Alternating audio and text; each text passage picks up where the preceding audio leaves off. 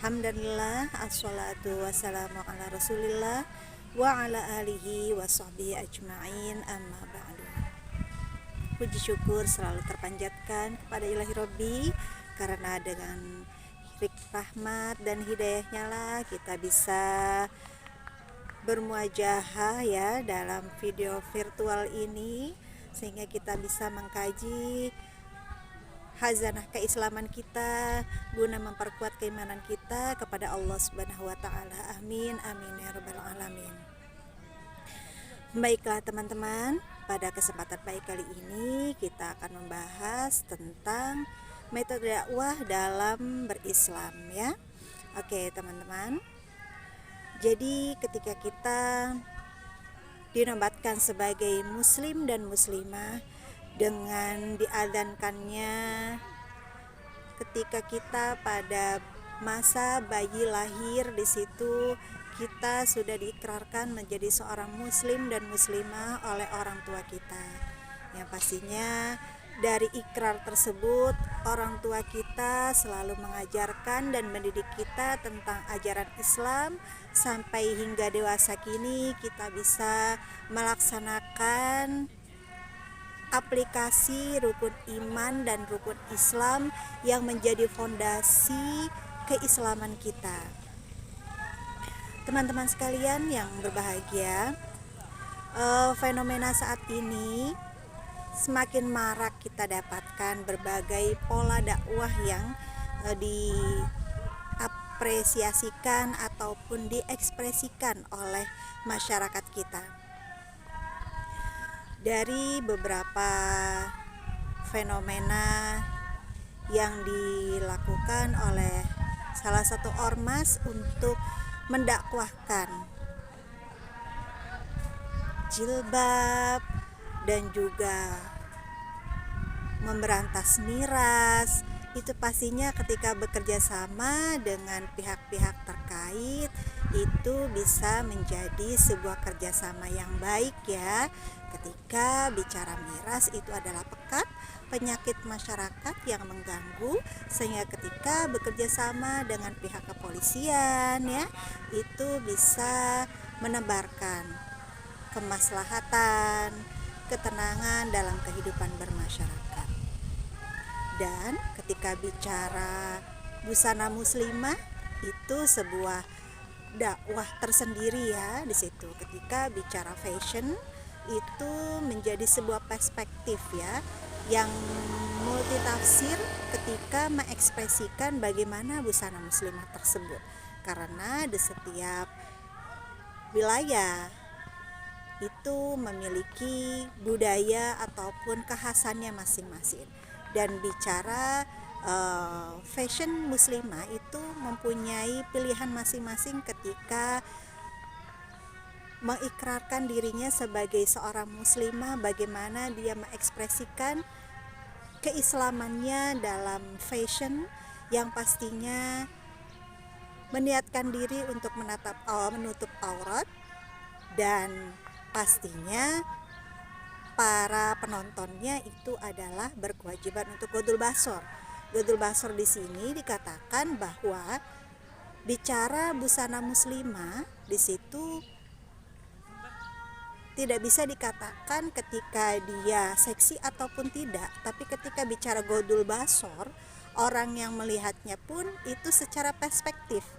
Dia ketika mempunyai pemikiran atas efek-efek negatif, itu bisa timbul terjadinya sebuah penyelewengan secara moral di situ ya. Jadi godul basor di sini mempunyai peran penting ya untuk mencegah beberapa hal yang tidak diinginkan ya di sini.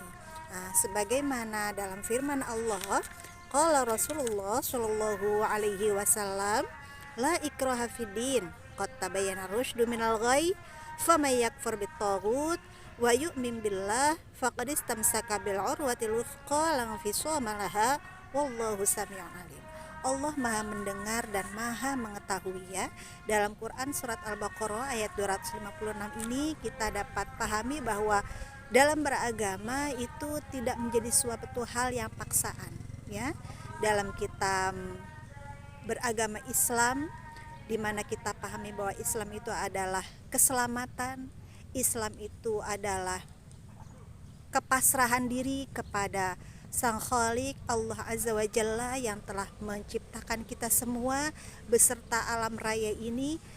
Jadi ketika kita mempasrahkan diri kita, menundukkan diri kita untuk bagaimana kita menjalankan syariat Islam yang telah termaktub dalam nas Al-Quran dan dijabarkan lebih detailnya dalam Al-Hadits, itu menjadi pedoman bagi kita, pedoman hidup kita. Ketika Rasulullah SAW meninggalkan warisannya itu berupa Al-Hadits, dan pedoman pertamanya dan utamanya itu adalah Al-Quran, di sini menjadi sebuah pedoman hidup kita, ya, di mana di sini telah jelas kebenaran dan kesesatan, ya. Islam hadir untuk meningkatkan derajat perempuan.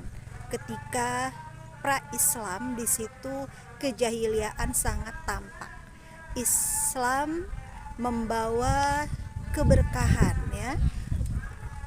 Memanusiakan manusia seorang perempuan, di mana perempuan tidak lagi dianggap sebagai komoditas yang bisa diwariskan, tapi perempuan bisa memiliki atas dirinya sendiri, ya, memiliki atas dirinya sendiri dan bisa menentukan kehidupannya. Itu adalah sebuah keberkahan Islam hadir ketika Rasulullah SAW dinobatkan menjadi seorang Rasul dalam mensyiarkan agama Islam. Pola dakwah di era modern ini kita bisa dapatkan dari beberapa referensi, ya. Selain daripada referensi buku-buku Islami, kita juga bisa dapatkan dari referensi video-video yang dapat kita dapatkan di YouTube, seperti halnya channel yang kita gunakan saat ini. Itu adalah sebagai salah satu media kita, ya, bagaimana kita sama-sama mensyiarkan agama Islam, bagaimana kita sama-sama mengkaji tentang khazanah keislaman kita, sehingga kita itu bisa meningkatkan ketakwaan kita.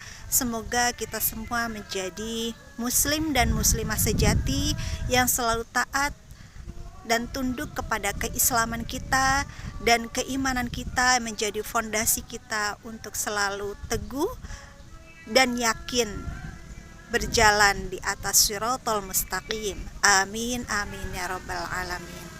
Mungkin sampai di sini, semoga bermanfaat bagi kita semua. Billahi taufiq wal hidayah waridho wal hidayah. Wassalamualaikum warahmatullahi wabarakatuh.